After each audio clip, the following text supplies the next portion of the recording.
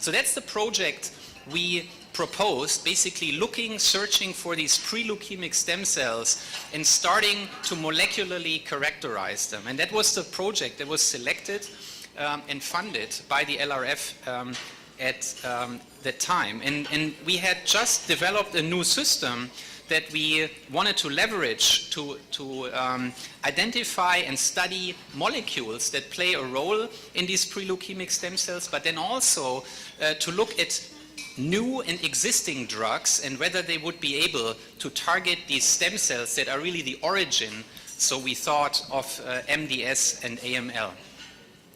So, you know, again, as I said, there was an ambitious idea, certainly not mainstream at that time, and as I said, there was a certain risk involved. And it's really hard, and I just want to reiterate this, to get traditional funding for project ideas like this. You know, for instance, NIH federal funding tends to be extremely conservative, especially this day and age where the funds are not there in abundance, and then the review panels, they tend to focus on things that are more likely to work, that seem safer. But that also means that the really ambitious, the cool, the crazy ideas that can really lead to transformative changes are only rarely funded these days. And these ideas, it's especially the new people, the young people who just start their labs, that have sometimes ideas that are out of the box, and that's really what the LRF is focusing on, and what LRF is using their funds for, and I think this is incredibly important. So my lab got this LRF New Investigator Grant, and that really changed everything for us.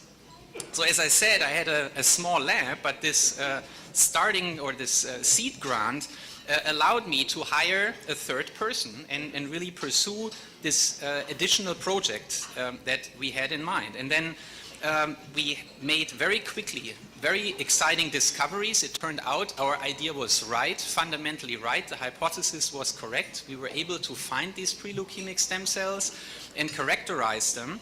And soon our findings and discoveries were reported in very prestigious journals in the field. But more importantly, we started to develop drugs that were effective at killing these cells that are really the origin and the earliest reservoir of leukemia formation. And so now, you know, about 8 years later, this takes a while, we have really developed one drug that's currently in clinical testing in leukemia patients. We have repurposed another already existing drug that's also now in clinical testing. And we have two further drugs where we discovered new pathways and really started drug development efforts from scratch that are still at the preclinical phase right now, but we hope we can push this forward and also bring those two other drugs that we are in the process of making to patients within the next 2 to 5 years.